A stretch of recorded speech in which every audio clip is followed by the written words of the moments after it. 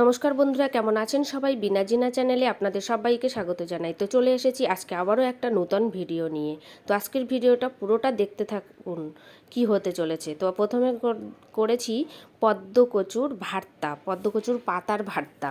আর এদিকে আমি করেছি ফুলকপি, আলু আর ভেটকি মাছের ঝোল। কিভাবে করলাম পুরো ভিডিওটা দেখার অনুরোধ রইল। প্রথমে আমি পদ্মকচুর পাতাগুলো তুলে এনেছি, সবগুলোকে সুন্দর করে পরিষ্কার করে জল দিয়ে ধুয়ে নিয়েছি। জল দিয়ে ধুয়ে একটা ঝুড়ির মধ্যে রেখে দিয়েছি জলগুলো ঝরানোর জন্য। এদিকে আমার চিংড়ি মাছ নিয়ে এসেছিল বাজার থেকে, সেই চিংড়ি মাছটাকে সুন্দর করে ধুয়ে কেটে ধুয়ে নিয়েছি। উল্টে পাল্টে যাচ্ছে আমার মাথাটা। যাই হোক, কেটে ধুয়ে নিয়েছি, নিয়ে সেটাকে লবণ হলুদ মাখিয়ে এই পাতাগুলোর মধ্যে দিয়ে দিচ্ছি। পাতাগুলোর মধ্যে এগুলোকে সুন্দর করে দিয়ে এবার সমস্ত পাতাগুলো আমি এই চিংড়ি মাছের সঙ্গে মুড়ে বেঁধে দেবো। এই যে মুড়ে নিয়েছি, ভালো করে মুড়ে নিচ্ছি। মুড়ে নিয়ে তারপরে আমি দড়ি দিয়ে বেঁধে দিলাম। তবে হ্যাঁ, এই মুড়ে নেওয়ার কাজে সাহায্য নিয়েছি আমি আমার দিদার কাছ থেকে। তো আমার দিদা একটু একটু সাহায্য করে দিয়েছে। এদিকে আমি জল বসিয়ে দিয়েছিলাম, জলটা ফুটে উঠেছিল। ঠিক সেরকম সময় আমি সেই চিংড়ি মাছটা দিয়ে পাতাটা বেঁধেছিলাম সেটা দিয়ে দিলাম, দিয়ে একটা গামলা দিয়ে ঢেকে দিয়েছি। এদিকে আমাদের বাজার থেকে ভেটকি মাছ নিয়ে এসেছিলো, সেটাও কেটে নিয়েছিলাম। সেটাকে আমি হলুদ লবণ মাখিয়ে ভাজতে দিয়েছি। আর এদিকে আমি মাখাচ্ছি এই যে সেই পাতার মধ্যে চিংড়ি মাছটা দিয়ে ভাবিয়ে নিয়েছি সেটাকে। জল ছাড়া করছি, জল ছাড়া করে নিয়ে তারপরে এগুলোকে ভালো করে চিংড়ি মাছগুলোকে চেপে চেপে নিয়েছি।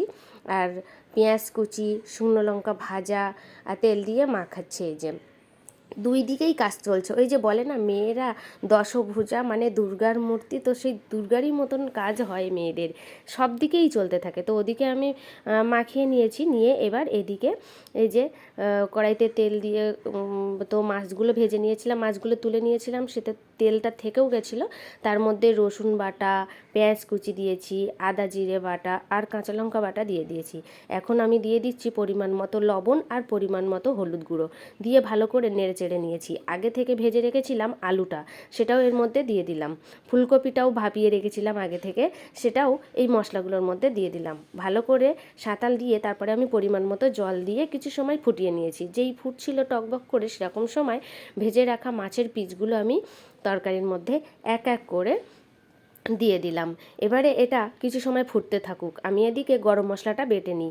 গরম মশলাটা আমার বাটা হয়ে গেছে, এবারে আমি তরকারির উপর দিয়ে এটাকে ছড়িয়ে দিলাম, দিয়ে একটু সময় ফুটিয়ে নিলাম। খুব বেশি ঝোল রাখিনি, একটু কম রেখেছি ঝোলটা, যেহেতু ঝোলটা খুব একটা বেশি খায় না তার জন্য। তো আমার তরকারি রেডি, আমরা তো গরম ভাতের সঙ্গে খাবো। আর ওদিকে পদ্মকচু পাতার ভর্তা। তো কেমন লাগলো আমার এই ছোট্ট ভিডিওটি অবশ্যই কমেন্ট করে জানাবেন। নূতন হলে সাবস্ক্রাইব করে আমার পাশে থাকবেন।